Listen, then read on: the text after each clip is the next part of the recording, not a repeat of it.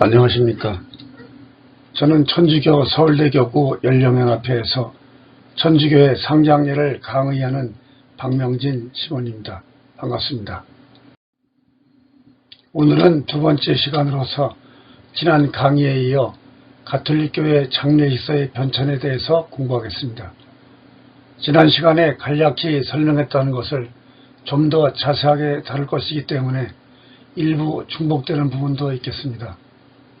성경에 나타난 장례, 그리고 초대교회의 장례와 장례식서, 중세교회의 장례와 장례식서에 대해서 차례대로 공부하겠습니다. 오늘의 학습은 역사적인 변천을 다루는 것이기 때문에 최대한 간략하게 그리고 쉽게 풀어드리려고 노력하겠지만 우리나라와 지리, 역사, 문화적으로 생소한 면이 많기 때문에 좀 더 지루하실 수 있겠습니다. 오늘 처음으로 다룰 주제는 성경에 나타나는 죽음과 장례입니다. 구약 성경은 창세기 5장 5절에 나오는 아담의 죽음을 시작으로 수많은 인물들의 죽음을 기록하였습니다. 또한 창세기 23장 2절에 사라의 빈소와 사무엘 학원 2장 4절의 사울의 장례 등과 같이 장례와 관계된 일들도 남겼습니다. 그러나 구약 성경에는 장례의 전례적인 모습이 나타나지 않습니다. 다만 창세기 23장 2절 후반부에 아브라함은 빈소에 들어가 사라의 죽음을 애도하며 슬피 울었다는 구절과 창세기 50장 3절 후반부에 이집트인들은 야곱의 죽음을 애도하며 70일 동안 고군하였다는 구절들을 통해서 시신을 안치한 뒤에 애도한 사실이 전해집니다. 그러나 집회서 7장 33절의 죽은 이에 대한 호의를 거두지 말라고 한 것처럼 구약시대의 사람들은 시신에 대한 존경을 드러내고 창세기 46장 42절과 토빗 14장 15절처럼 죽은 이의 눈을 감기며 창세기 50장 1절처럼 죽은 이에게 입을 맞추었습니다. 구약 성경에서 죽은 이를 위한 기도를 처음으로 기록한 것은 마카베오 학원 12장 39절부터 45절까지입니다. 즉 기원전 163년경에 독립전쟁에서 전사한 이들의 속죄와 부활을 청하는 기도를 성경에 기록하였던 것입니다. 마카베오 학원 가운데 핵심적인 내용만 발췌해서 읽어보겠습니다. 유다와 그의 군사들은 전사자들의 죽음을 거두어 조상들의 무덤에 친족과 나란히 묻어주려고 갔다. 그들은 모두 숨겨진 일들을 드러내시는 의로운 심판관이신 주님의 방식을 찬양하였다. 또 그렇게 저질러진 죄를 완전히 용서해달라고 탄원하며 간청하였다. 그는 부활을 생각하며 그토록 훌륭하고 숭고한 일을 하였다.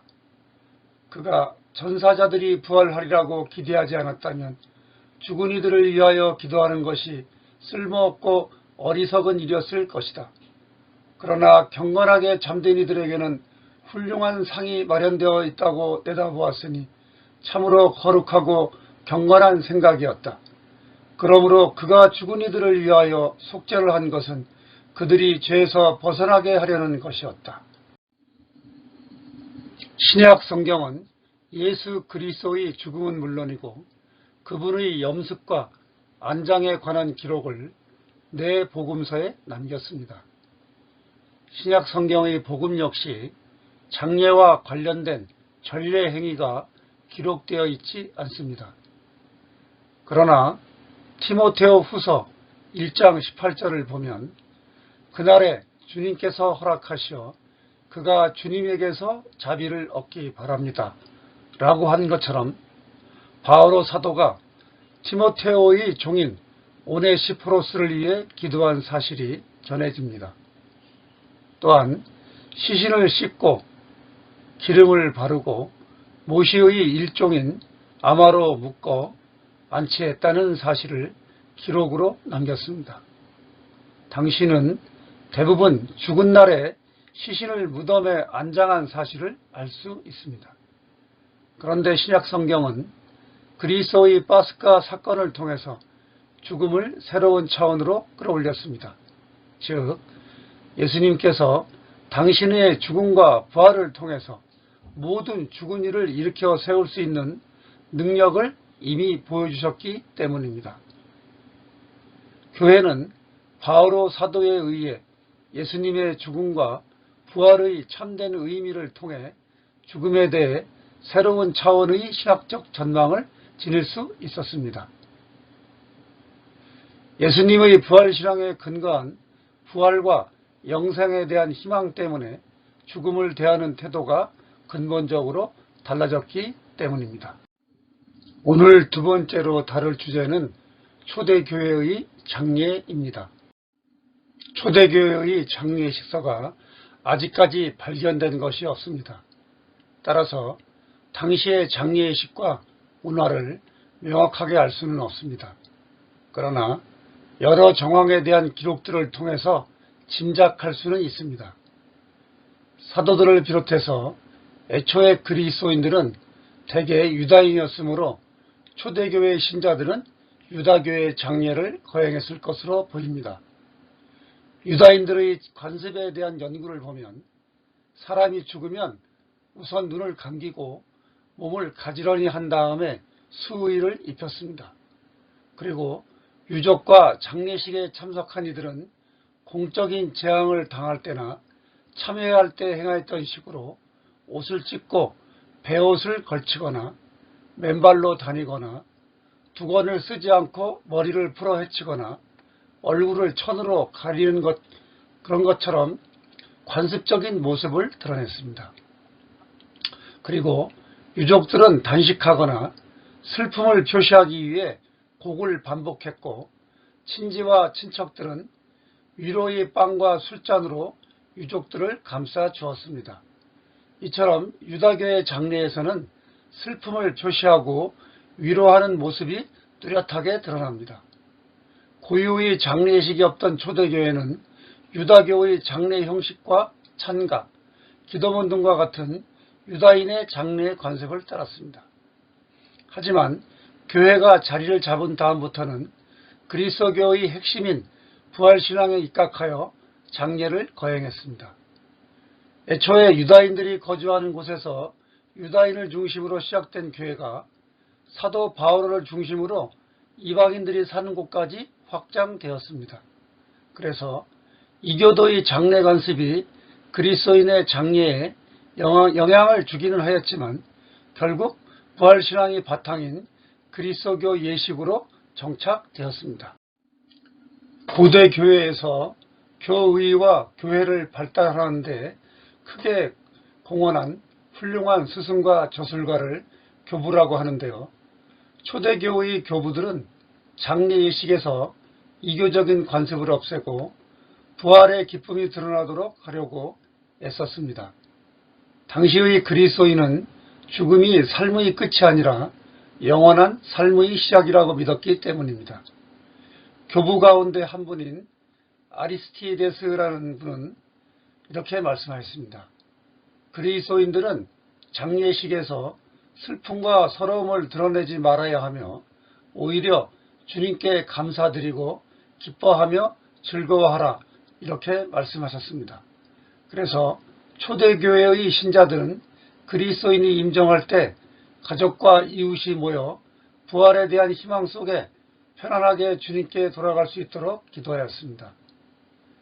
장례를 치를 때는 큰 소리로 슬피 울지 않고 찬미가와 시편을 노래하면서 하느님 품에서 영원한 생명을 누리는 일을 떠나보냈습니다. 그리고 세상을 떠나는 이는 이 세상 마지막 전투에서 승리하고 영원한 생명에 참여한다고 굳게 믿었기 때문에 주님께 감사드리고 기뻐하며 즐거워하는 것이 마땅하기 때문이었습니다. 5세기에 위 디오니시오가 저술한 것으로 보이는 교계 제도를 보면 독서와 시편으로 구성된 말씀전례와 중심예식으로 장례를 거행하였습니다. 말씀전례를 거행한 다음에 집전자인 주교와 모든 참석자들이 죽은 이와 입을 맞추고 기름을 바르는 고별 예식을 거행하였습니다. 그러고 나서 시신을 묘지로 운구했습니다.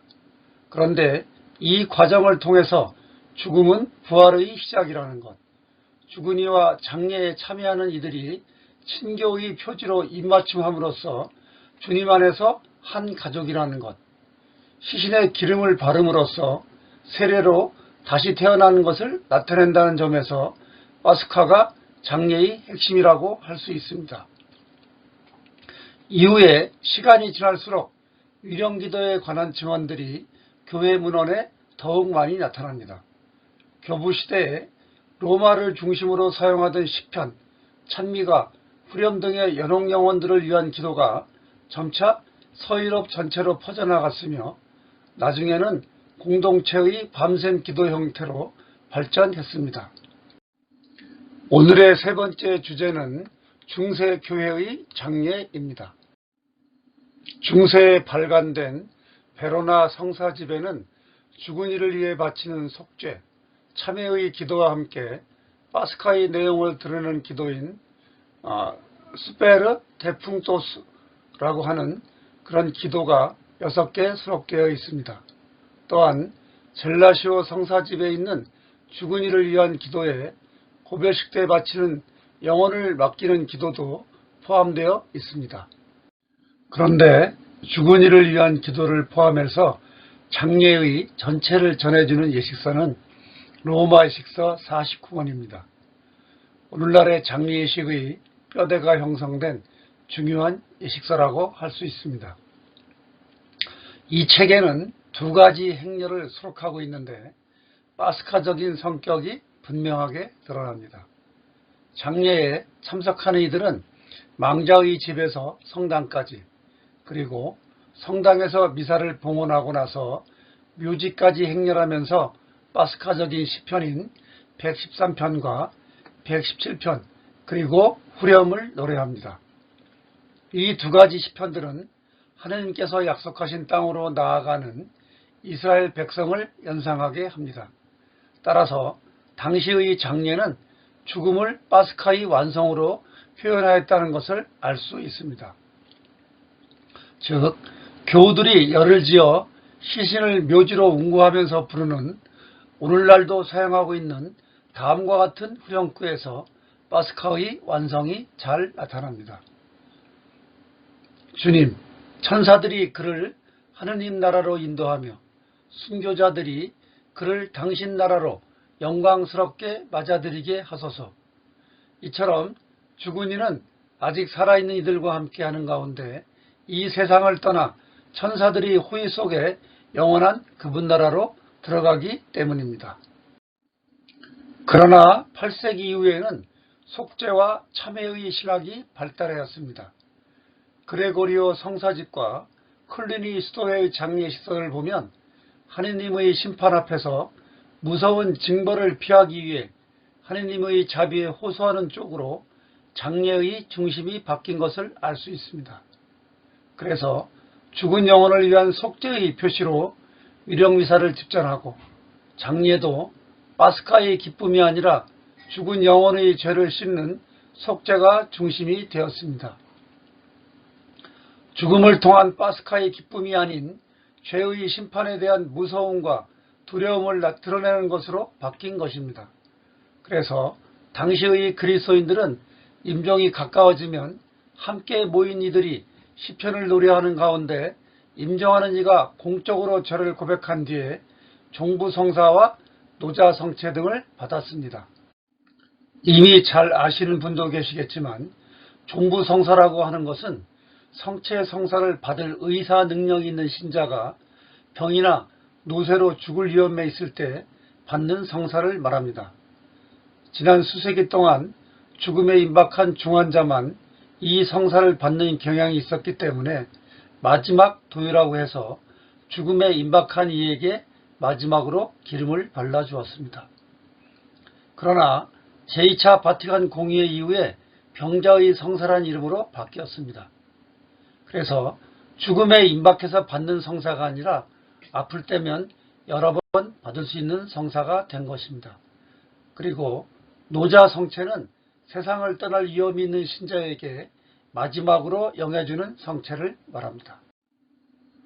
교우들은 이 종부 성사와 노자 성체를 받은 이가 임종하는 순간에 임종하는 이에게 제를 뿌리고 그를 위하여 빌어주소라는 후렴과 함께 성인 호칭 기도를 바쳤습니다. 임종한 뒤에는 바로 성당으로 시신을 운구하여 저녁 기도부터 아침 기도까지 성무일도를 합성했습니다.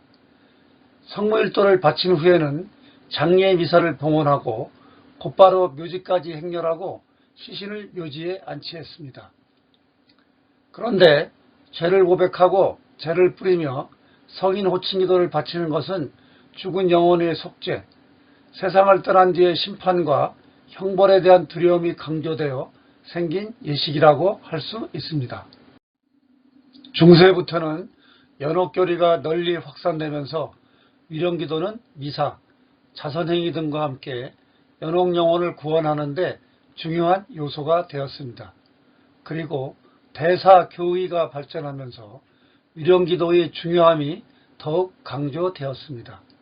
잘 아시는 바와 같이 죄를 지은 사람이 진정으로 자기 죄를 뉘우치고 다시는 죄를 범하지 않겠다고 결심한 사람에게 교회는 고해성사를 통하여 죄를 사면해 줍니다. 그러나 그 죄에 따른 벌, 즉 잠벌은 영원히 여전히 남아 있습니다. 이 잠벌은 자기 죄를 속죄하는 보속을 통해 사면될 수 있는데 현세에서 보속을 다하지 못한 경우 연옥에서 보속을 하지 않으면 안 된다고 교회는 가르칩니다. 이 보속을 면제해 주는 것을 대사라고 합니다. 오늘날에도 우리 사회에서 널리 쓰고 있는 죄를 면제해 준다는 의미의 면제부라는 용어는 의미가 전혀 다릅니다. 천주교 신자라면 결코 이 말을 사용해서는 안 됩니다. 대사는 교황이나 주교들이 줄 수 있는데 대사의 근거는 그리스도와 성인들이 쌓아놓은 공로의 보고에서 교회의 권리로 각 영혼들에게 나눠줄 수 있다는 데 있습니다. 죽은 이를 위한 위령기도의 신학적 토대는 하느님의 계획 안에서 인간의 활동에 관한 교리, 그리고 모든 성인의 통공에 관한 교리 두 가지입니다. 먼저 하느님의 계획 안에서 인간의 활동에 관한 교리는 피조물인 인간의 모든 활동이 창조주이신 하느님의 계획 안에서 펼쳐진다는 것입니다. 그러나 우리 인간은 로봇처럼 움직이는 것이 아닙니다. 순전한 자유의지로 하느님의 뜻을 따르거나 거부하는 것입니다. 하느님은 이렇게 자유의지로 결정한 우리의 협조를 받아서 하느님 나라를 이루고 인간의 구체적인 활동을 통해 당신 뜻이 세상에 드러나기를 원하십니다. 그런데 세례를 받아 그리스도와 함께 묻혔다가 하느님의 심판 때에 다시 살아난 사람은 누구나 하늘나라에 들어갈 수 있습니다. 그러나 세례를 받았어도 하느님과 올바른 관계를 맺은 사람만 하늘나라에 들어가므로 자기가 지은 모든 죄를 씻어내고 정화되기 위해서는 연옥 단련을 받아야 합니다. 그런데 살아있는 이들이 죽은 이를 위해 바치는 희생, 자선, 기도 등은 연옥 영혼들이 죄를 씻고 정화하는 데에 도움이 되고 필요합니다. 다음으로 성인들의 통공의 교리에 대해서 말씀드리겠습니다. 이 말은 성인들이 서로 친교하면서 가진 것을 함께 나눈다는 말입니다. 그런데 교회가 무엇일까요? 교회는 하느님을 주님으로 믿고 따르는 무리를 말합니다. 이 교회는 오늘날 살아있는 우리만을 의미하는 것이 아닙니다. 교회는 전통적으로 다음과 같은 세 가지로 구분합니다. 즉, 교회는 이 땅에서 거룩하게 살다가 복된 죽음을 맞이한 이들, 즉 선생복종해서 하늘나라에서 영원한 행복을 누리는 이들의 천상교회가 있습니다. 그리고 두 번째로는 그리스도인으로 살다가 죽었지만 아직 정화 단계에 있는 연옥교회가 있습니다. 마지막으로 이 땅에 남아 하늘나라로 나아가고 있는 오늘날의 우리를 일컫는 지상교회, 이 세 가지 교회가 있습니다. 그러나 이 교회들은 아무 관련이 없는 별개의 것이 아니라 모두 그리스도의 몸과 결합하여 서로 친교하고 모든 것을 함께 나눕니다. 우리는 모두 그리스도의 지체, 즉 그리스도를 머리로 한 몸을 이루는 하나의 교회이기 때문입니다. 통공에 대해서 제2차 바티칸 공의회의 문헌인 교회 헌장은 다음과 같이 가르칩니다. 주님의 제자들 가운데에서 어떤 이는 지상에서 나그네 길을 걷고 있고 어떤 이는 이 삶을 마치고 정화를 받으며 또 어떤 이는 바로 삼위이시며 한 분이신 하느님을 계시는 그대로 분명하게 배없는 영광을 누리고 있다. 그러나 우리는 모두 하느님과 이웃에 대한 같은 사랑 안에서 참으로 여러 단계와 방법으로 친교를 이루고 있으며 우리 하느님께 영광의 같은 찬미가를 노래하고 있다. 그리스도께 딸린 모든 사람은 그분의 성령을 모시고 하나인 교회로 뭉쳐서 그리스도 안에서 서로 결합되어 있기 때문이다. 그러므로 그리스도의 평화 속에 잠든 형제들과 나그네들의 결합은 조금도 중단되지 않으며 더욱이 교회의 변함없는 신앙에 따르면 영신적 선익의 교류로 더욱 튼튼해진다. 이처럼 새 교회와 각 교회의 구성원들이 나누는 친교를 통공이라고 합니다. 성경의 가르침을 보면 그리스도인인 우리는 유다인이든 그리스인이든 종이든 자유인이든 모두 한 성령 안에서 세례를 받아 한 몸이 되었습니다. 또 모두 한 성령을 받아 마셨습니다. 그렇기 때문에 한 지체가 고통을 겪으면 모든 지체가 함께 고통을 겪습니다. 한 지체가 영광을 받으면 모든 지체가 함께 기뻐합니다. 따라서 천상교회의 성인들은 연회교회에 있는 이들을 위하여 주님께 은혜를 간구할 수 있으며 아직 이 지상에 있는 우리도 연옥교회에 있는 이들을 위해 기도와 희생, 미사 성제와 선행을 바칠 수 있습니다. 다음은 네 번째 주제인 트리엔트 공의회와 로마 예식서에 대해서 설명해 드리겠습니다. 가톨릭 교회는 루터의 종교개혁에 대응하기 위하여 트리엔트 공의회를 열었고 그 공의회의 결실로 많은 전례서들을 새로 편찬하였습니다. 그 가운데 1614년에 간행한 로마 예식서의 이전의 위령기도를 새로 편집한 예식서와 시간 전례서를 수록하였습니다. 이 예식서의 장례는 세 부분으로 나뉘어 있습니다. 즉 죽은 이의 집에서 성당으로 향하는 운구 행렬을 중심으로 하는 첫째 예식이 있고 둘째 예식은 성당 안에서 거행하는데 위령성무일도와 미사 그리고 오늘날의 고별식인 사도예절을 거행합니다. 그리고 세 번째 예식은 묘지로 향하는 행렬을 포함한 묘지에서 하는 예식 등을 말합니다. 그리고 시편 40편 등을 생략하여 중세의 장례를 간소화하고 중세까지 남았던 파스카 성격을 띠는 기도문들도 줄였습니다. 그 대신에 의노의 날, 나를 구하소서 이런 속죄의 기도문과 시편, 후렴 등을 첨가하였습니다. 또한 초대교회 이래로 장례를 거행할 때는 부활을 상징하는 흰색 제의와 제구를 사용했습니다. 그러나 이 예식서는 검정색 제의와 제구를 사용하고 사도예절이 장례의 중심이 되었습니다. 따라서 로마 예식서는 파스카적인 성격을 대부분 배제하고 죄에 대한 속죄와 심판에 대한 두려움, 구원에 대한 불안을 강조하는 시편, 기도, 예식 등으로 바뀌었습니다. 이는 무엇보다도 연옥교리가 교의사 쪽으로 발전하였기 때문입니다.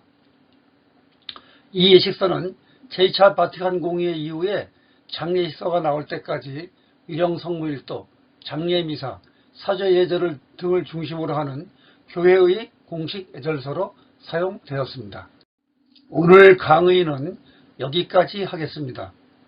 다음 시간에는 중국교회의 장례식서를 공부하겠습니다. 감사합니다. 안녕히 계십시오.